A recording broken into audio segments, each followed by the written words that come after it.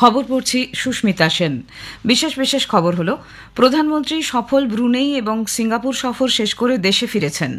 স্বাস্থ্য ও ওষুধ, শিক্ষা ও দক্ষতা উন্নয়ন, ডিজিটাল প্রযুক্তি এবং সেমিকন্ডাক্টর ইকোসিস্টেমে অংশীদারিত্ব নিয়ে ভারত ও সিঙ্গাপুরের মধ্যে 4টি সমঝোতা স্মারকপত্র স্বাক্ষরিত হয়েছে। প্রতিরক্ষামন্ত্রী সারা বিশ্বে চলতি সংঘর্ষের মধ্যে দেশে শান্তি রক্ষায় যে কোনো জরুরি পরিস্থিতি মোকাবিলায় সশস্ত্র বাহিনীকে প্রস্তুত থাকতে বলেছেন। সুপ্রিম কোর্টে আরজি করে কর্তব্যরত অবস্থায় চিকিৎসক পড়ুয়ার ধর্ষণ ও খুনের মামলার শুনানি হবে আগামী 9 সেপ্টেম্বর।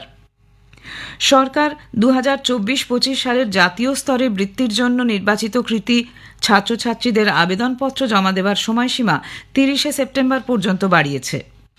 প্যারিস প্যারালিম্পিক্সে জুডোয় পুরুষদের 60 কেজি বিভাগে ব্রোঞ্জ পদক পেয়েছেন ভারতের কপিল পারমার। আসছে বিস্তারিত খবরে। প্রধানমন্ত্রী নরেন্দ্র মোদী তাঁর সফল ব্রুনেই এবং সিঙ্গাপুর সফর শেষ করে দেশে ফিরেছেন। ভারত ও সিঙ্গাপুর স্বাস্থ্য, ওষুধ, শিক্ষা ও দক্ষতা উন্নয়ন, ডিজিটাল প্রযুক্তি এবং দুদেশের মধ্যে সেমিকন্ডাক্টর ইকোসিস্টেমে অংশীদারিত্ব নিয়ে 4টি সমঝোতা স্মারকপত্র স্বাক্ষর করেছে। প্রতিবেশী এই দুটি দেশ সর্বাত্মক কৌশলগত অংশীদারিত্ব আরও জোরদার করতে সম্মত হয়েছে, যার মাধ্যমে ভারতের অ্যাক্ট ইস্ট নীতি আরও প্রসারিত হবে। সিঙ্গাপুর সফররত প্রধানমন্ত্রী নরেন্দ্র মোদী ও সেদেশের প্রধানমন্ত্রী লরেন্স ওং এর মধ্যে গতকাল প্রতিনিধি পর্যায়ের এক বৈঠকে এই মৌ স্বাক্ষরিত হয়। প্রধানমন্ত্রী বলেন, সিঙ্গাপুর শুধুমাত্র ভারতের অংশীদার দেশ নয়, প্রতিটি উন্নয়নশীল দেশের কাছেই অনুপ্রেরণা। দক্ষতা উন্নয়ন, ডিজিটালাইজেশন, ম্যানুফ্যাকচারিং, সেমিকন্ডাক্টর ও সাইবার সুরক্ষার মতো ক্ষেত্রগুলিতে সহযোগিতা বৃদ্ধির বিষয়ে বৈঠকে আলোচনা হয়। শ্রী মোদী বলেন, সিঙ্গাপুরে বসবাসকারী 35 লক্ষের বেশি ভারতীয় দুদেশের সম্পর্কের এক মজবুত বুনিয়াদ গড়ে তুলেছে। ভারতের প্রথম থিরুভাল্লুভার সংস্কৃতি কেন্দ্র শীঘ্রই সিঙ্গাপুরে চালু করা হবে বলে তিনি জানান। ভারতের অর্থনীতিতে প্রায় 16,000 কোটি ডলারের মতো লগ্নিকারী সিঙ্গাপুরকে এদেশের এক অগ্রণী অর্থনৈতিক অংশীদার বলে উল্লেখ করেন তিনি। প্রধানমন্ত্রী মোদী এবং সিঙ্গাপুরের প্রধানমন্ত্রী সেমিকন্ডাক্টর এবং ইলেকট্রনিক্স ক্ষেত্রে সেদেশের অগ্রণী কোম্পানি AEM হোল্ডিংস লিমিটেড পরিদর্শন করেন। ভারতের সেমিকন ইন্ডিয়া প্রদর্শনীতে অংশ নেওয়ার জন্য সিঙ্গাপুরের সেমিকন্ডাক্টর কোম্পানিগুলিকে প্রধানমন্ত্রী আমন্ত্রণ জানিয়েছেন। চলতি মাসে গ্রেটার নয়ডাতে এই প্রদর্শনী অনুষ্ঠিত হবে। শ্রী মোদী সিঙ্গাপুরের রাষ্ট্রপতি থরমান সাম্মুগারাত্নামের সঙ্গেও সাক্ষাৎ করেন। তিনি সিঙ্গাপুরের বিনিয়োগ তহবিল, পরিকাঠামো, ম্যানুফ্যাকচারিং, শক্তি এবং লজিস্টিক্সের মতো বিভিন্ন ক্ষেত্রের সিইওদের সঙ্গেও মতবিনিময় করেছেন। প্রতিরক্ষামন্ত্রী রাজনাথ সিং সারা বিশ্বে চলতি সংঘর্ষের মাঝে দেশে শান্তি রক্ষায় যে কোনো জরুরি পরিস্থিতি মোকাবিলায় সশস্ত্র বাহিনীকে প্রস্তুত থাকতে বলেছেন। তিনি রাশিয়া ইউক্রেন যুদ্ধ, ইসরায়েল হামাস সংঘর্ষ এবং বাংলাদেশের সাম্প্রতিক পরিস্থিতি বিশ্লেষণ করতে এবং অপ্রত্যাশিত যে কোনো চ্যালেঞ্জের মোকাবিলায় প্রস্তুত থাকতে সশস্ত্র বাহিনীর শীর্ষ কমান্ডারদের বলেছেন। লখনৌতে যুগ্ম কমান্ডারদের সম্মেলনে সভাপতিত্ব করে রাজনাথ সিং বলেন যে ভারত একটি শান্তিপ্রিয় দেশ এবং শান্তি রক্ষায় সশস্ত্র বাহিনীকে যুদ্ধের জন্যও প্রস্তুত থাকতে হবে। দেশের উত্তর সীমা বরাবর পরিস্থিতি এবং প্রতিবেশী দেশগুলির ঘটনাবলী আঞ্চলিক শান্তির পক্ষে বিপজ্জনক। এই প্রেক্ষিতে প্রতিরক্ষামন্ত্রী বরিষ্ঠ সামরিক নেতৃত্বের এসব ঘটনার আরও সুসংহত এবং গভীরতর বিশ্লেষণের উপর গুরুত্ব দেন। বিজেপি সভাপতি এবং কেন্দ্রীয় স্বাস্থ্য ও পরিবার কল্যাণ মন্ত্রী জেপি নাড্ডা আজ দুদিনের বিহার সফর শুরু করছেন। 2025 সালে আসন্ন বিহার বিধানসভা নির্বাচনের প্রস্তুতিতে পাটনায় তিনি দলীয় নেতৃবৃন্দ এবং কর্মীদের সঙ্গে বৈঠক করবেন। পাটনা পৌঁছে তিনি সরকারি অতিথি নিবাসে যাবেন। পরে মুখ্যমন্ত্রী নীতিশ কুমারের বাসভবনে তাঁর সঙ্গে বৈঠকে মিলিত হবেন। সরকারি কর্মসূচি অনুযায়ী পরে Shri Nadda Indira Gandhi institute of medical sciences IGIMS এ নতুন কিছু সুযোগ সুবিধার সূচনা করবেন। দুদিনের সফরে স্বাস্থ্য পরিষেবা, পরিকাঠামো এবং দলীয় কৌশল সম্পর্কিত বেশ কিছু মূল কর্মসূচি রয়েছে তাঁর। এদিন ভাগলপুরে গিয়ে কেন্দ্রীয় মন্ত্রী জওহরলাল নেহরু মেডিকেল কলেজ এবং হাসপাতালের একটি ছাত্রাবাসের উদ্বোধন করবেন। পরে গয়াতে তাঁর একটি হস্টেল এবং একটি মাল্টি স্পেশালিটি হাসপাতালের উদ্বোধনের কর্মসূচি রয়েছে। পাটনাতে রাত্রিবাসের পর আগামীকাল দারভাঙ্গায় এইমস নির্মাণের প্রস্তাবিত স্থল ঘুরে দেখবেন তিনি। শনিবার তাঁর দিল্লি ফেরার কথা।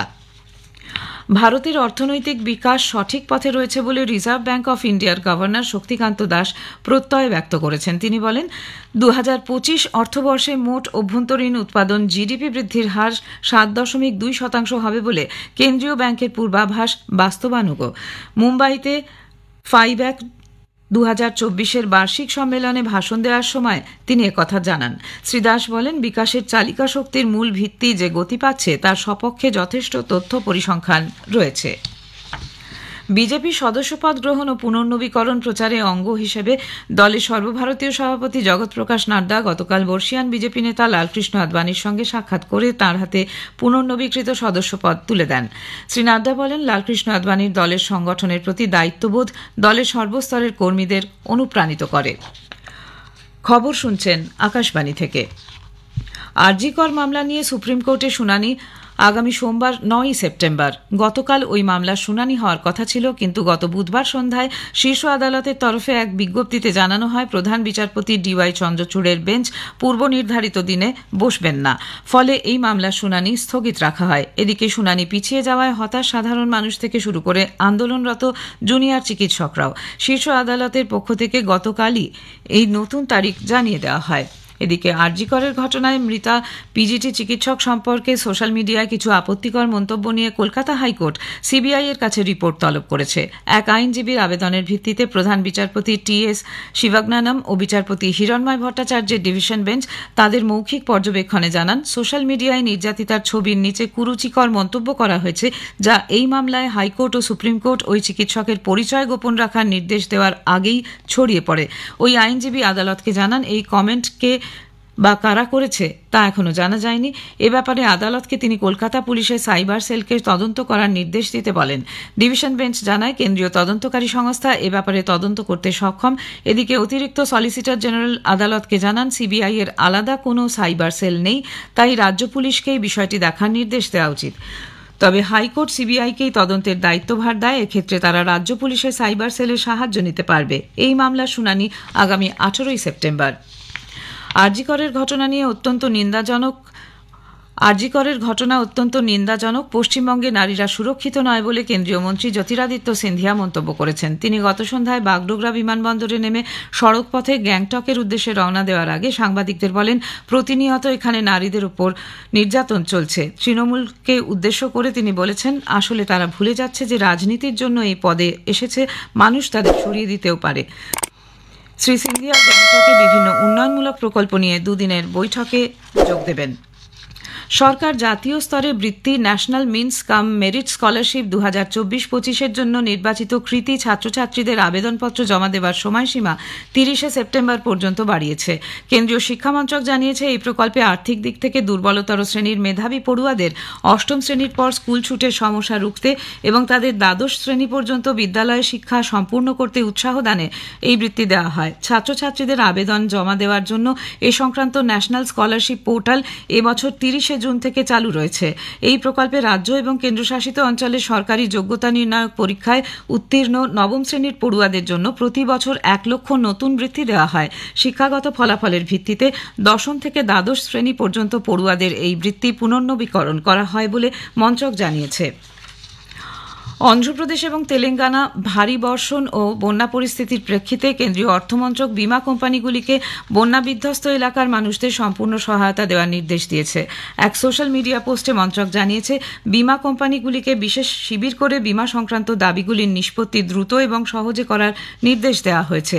বিমা কোম্পানিগুলিকে তাদের নোডাল অফিসারের নাম এবং যোগাযোগের নম্বর দিয়ে ব্যাপকভাবে প্রচার করতে বলা হয়েছে, যাতে বিমার গ্রাহকরা সহজে তাদের সঙ্গে যোগাযোগ করতে পারেন। প্রাকৃতিক বিপর্যয় ক্ষতিগ্রস্তরা যাতে দ্রুত প্রয়োজনীয় সহায়তা পান, কেন্দ্রীয় সরকার তা নিশ্চিত করতে চাইছে বলে মন্ত্রকের তরফে জানানো হয়েছে। সিকিমের পাকিয়ং জেলার দলাপচাঁদ ফটকের কাছে এক সড়ক দুর্ঘটনায় 4 সেনাকর্মীর মৃত্যু হয়েছে। গতকাল কালিম্পংয়ের পেডং থেকে জুলুক যাওয়ার পথে রেনক রংলি রাজ্য সড়কে গাড়িটি রাস্তা থেকে ছিটকে প্রায় 700 থেকে 800 ফিট নিচে খাদে পড়ে যায়। মৃত্যু হয় চালক সহ 4 জওয়ানের। এরা সবাই বিন্নাগুড়ির এনরুট মিশন কমান্ড EMC ইউনিটের সদস্য। প্যারিস প্যারালিম্পিক্সে জুডোয় পুরুষদের 60 কেজি J1 বিভাগে ভারতের কপিল পারমার ব্রোঞ্জ পদক পেয়েছেন। ব্রাজিলের এলিলটন ডি অলিভেরাকে মাত্র 33 সেকেন্ডে তিনি হারিয়ে দেন।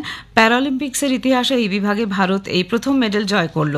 প্রধানমন্ত্রী, রাষ্ট্রপতি এবং যুব বিষয়ক ও ক্রীড়ামন্ত্রী মনসুখ মান্ডভিয়া কপিল পারমারকে অভিনন্দন জানিয়েছেন। শেষ করার আগে খবরের বিশেষ কিছু অংশ আরেকবার প্রধানমন্ত্রী সফল ব্রুনেই এবং সিঙ্গাপুর সফর শেষ করে দেশে ফিরেছেন। স্বাস্থ্য, ওষুধ, শিক্ষা ও দক্ষতা উন্নয়ন, ডিজিটাল প্রযুক্তি এবং সেমিকন্ডাক্টর ইকোসিস্টেমে অংশীদারিত্ব নিয়ে ভারত ও সিঙ্গাপুরের 4টি সমঝোতা স্মারকপত্র স্বাক্ষরিত হয়েছে। সুপ্রিম কোর্টে আরজি করে কর্তব্যরত অবস্থায় চিকিৎসক পড়ুয়ার ধর্ষণ ও খুনের মামলার শুনানি হবে আগামী 9 ডিসেম্বর। প্যারিস অলিম্পিক্সে জুডোয় পুরুষদের 60 কেজি বিভাগে ব্রোঞ্জ পদক পেয়েছেন ভারতের কপিল পারমার। খবর এখনকার মতো এ পর্যন্ত।